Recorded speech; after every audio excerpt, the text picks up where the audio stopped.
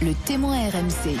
Avec l'affaire Delon qui continue, le directeur de la rédaction de Paris Match était mon invité vendredi dernier. Il évoquait une famille qui se déchire et on a tous constaté hier en 2 temps que la famille en effet se déchire. Il y avait Anthony, il y a désormais aussi Anouchka et son petit frère qui chacun ont une version différente. Bonjour Stéphane Guibourgé, merci d'être dans ce studio ce matin. Vous êtes écrivain et vous avez beaucoup travaillé autour de la figure même d'Alain Delon. Vous avez écrit La mélancolie d'Alain Delon.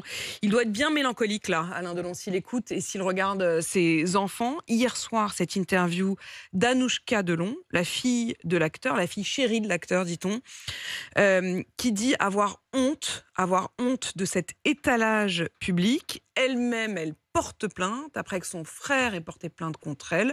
Ça va aller jusqu'où ? Je ne sais pas. J'aimerais commencer, si vous permettez, par une maxime de Tchekhov. C'est que quand je peins des voleurs de chevaux, je ne dis pas qu'il est mal de voler des chevaux. Ceci est l'affaire du jury, pas la mienne. Si je cite cette phrase, c'est parce qu'Henri Verneuil l'avait mise en exergue du clan des Siciliens. Et je ne voudrais surtout pas devoir choisir ou devoir juger entre l'un ou l'autre des enfants de Delon, que je ne connais de toute façon pas. Ce qui me semble triste, et si Alain Delon a encore suffisamment de facultés cognitives pour être tout à fait conscient de ce qui se passe, c'est que ça tombe quand même assez bas, que les méthodes employées ne sont pas d'une grande dignité et que quand on porte le nom de Delon, dont je sais bien que c'est une charge qui peut être parfois un peu lourde, ça donne quand même assez d'avantages et que ça pourrait inciter à un peu de mesure. Davantage, mais vous dites... Je ne veux pas choisir entre les différents membres du clan. Le problème est peut-être qu'Alain Delon ait choisi. C'est ce que je voulais vous dire. Il a choisi. Tout ce qui se passe maintenant est beaucoup de la responsabilité passée d'Alain Delon. C'est-à-dire que lorsqu'on a des enfants, il vaut mieux ne pas avoir à en aimer l'un plus que l'autre ou l'une plus que l'autre. Je crois que ça fait appel à autre chose. C'est-à-dire qu'il y a quelque chose de très archaïque ou féodal chez Delon, qui voit dans tout autre mal un rival potentiel, a fortiori chez ses fils. Ça veut dire que vous estimez que le drame d'Anthony, c'est d'être un garçon, rival de son père. Oui, mais c'est aussi le drame d'Alain Fabien. Anthony a écrit 2 livres vraiment intéressants, où il raconte son enfance, où il revient sur son enfance, qui n'est pas si différente de celle de son père, finalement. Tous deux ont été des enfants, sinon abandonnés, en tout cas délaissés. Ils en ont gardé une faille narcissique assez importante, je crois multipliée par la colère, la violence que pouvait... et le sentiment d'injustice que pouvait éprouver Delon, père vis-à-vis de son enfance, et Delon, fils, vis-à-vis de son enfance. Et d'ailleurs, vous nous rappeliez, alors que je préparais cet entretien avec vous, que le père, Alain Delon, a déjà porté plainte contre son fils, Anthony, parce qu'il avait utilisé le nom Delon, comme s'il n'avait pas le droit lui-même à ce nom qui est aussi le sien, au fond, pour Anthony. Racontez-nous cet épisode. C'est très paradoxal, parce que Delon, père, a donné à ses enfants, à tous ses enfants, y compris à sa fille, les mêmes initiales que les siennes. Et pour Alain Fabien, c'est non seulement les siennes, mais aussi celles du père d'Alain Delon, qui s'appelait Fabien. Donc l'emprise est quand même très importante, très lourde. Les psychanalystes auraient beaucoup à dire là-dessus. Et dans les années 80, Anthony veut créer une marque de vêtements de cuir. Et évidemment, ça s'appelle, il prend ses initiales, ça s'appelle pas Anthony Delon, ça s'appelle AD. Et Alain Delon se porte plainte contre son fils parce qu'il trouve que c'est une façon d'usurper et de se servir de son nom ou de sa marque à lui. Mais pas seulement pour cette raison, c'est parce que Anthony avait un associé. Vous allez voir, c'est très drôle. Et cet associé avait les mêmes initiales. Cet associé, il a beaucoup fait parler de lui depuis, c'est Alexandre Djouri. Alexandre Djouri, le fameux homme d'affaires. Le fameux homme d'affaires sulfureux qu'on retrouve dans l'affaire libyenne.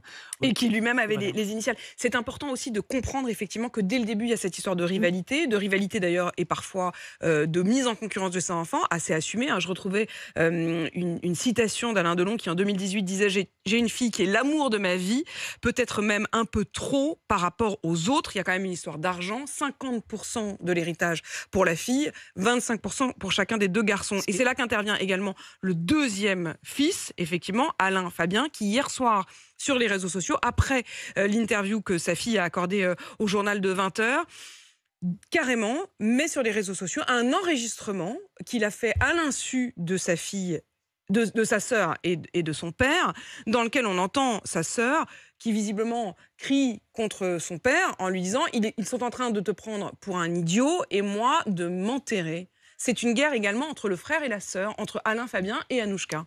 Oui, c'est une guerre totale et bien dérisoire. Ce qui est intéressant là encore, c'est que je ne reviendrai pas sur la méthode qui consiste à enregistrer à l'insu. Avec son téléphone portable mis sur enregistreur. Je trouve que c'est pas très digne, mais pourquoi pas. Pour revenir à cette question d'héritage, je pense sincèrement que c'est pas vraiment une question d'argent, mais que les 25% qu'auront chacun Anthony et Alain Fabien, ce n'est jamais que la réserve héréditaire. C'est ce que la loi... C'est-à-dire c'est le minimum. Exactement. S'il avait pu aller plus loin, vous voulez dire, Alain Delon, il aurait peut-être même été plus loin dans l'avantage à sa fille et le désavantage à ses fils? Je n'en sais rien, mais j'imagine que ses fils doivent ou ont dû se poser la question.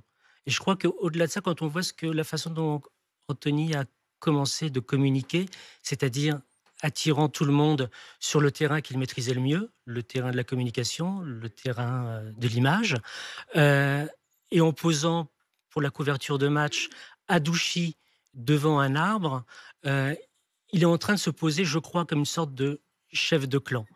Et je ne sais pas s'il y parviendra. Et je pense qu'il maintenant, il devrait garder tout ça en famille. Garder tout ça en famille, ça n'a pas l'air d'être tout à fait le projet. D'autant que dès le départ, c'est Alain Delon lui-même qui a mis en scène les réconciliations successives entre lui et ses fils. Je me souviens quand j'étais gamin, il y avait de grandes émissions de variété sur TF1 avec Jean-Pierre Foucault, Patrick Sabatier. Et il se réconciliait avec en Anthony, direct. il remettait en scène effectivement les réconciliations avec Anthony. On ne sait pas si Alain Delon lui-même se montrera d'ailleurs. Et c'est ce qu'espère, semble-t-il, Anouchka, même si elle a dit qu'il ne voulait pas se montrer Mais Alain Delon a toujours dit qu'il ne souhaitait pas... Il a dit on ne me verra jamais en fauteuil roulant et on ne me verra jamais démuni. Je pense que, voilà. Il a fermé en quelque sorte la porte. Stéphane Guy Bourget, merci d'être venu dans ce studio. Je rappelle le titre de votre livre, vous êtes écrivain. Ça s'appelle La mélancolie d'Alain Delon. Alain Delon qui en 2019 disait « Je ne voudrais pas que mes enfants se déchirent comme les Hallyday ». C'est pas gagné.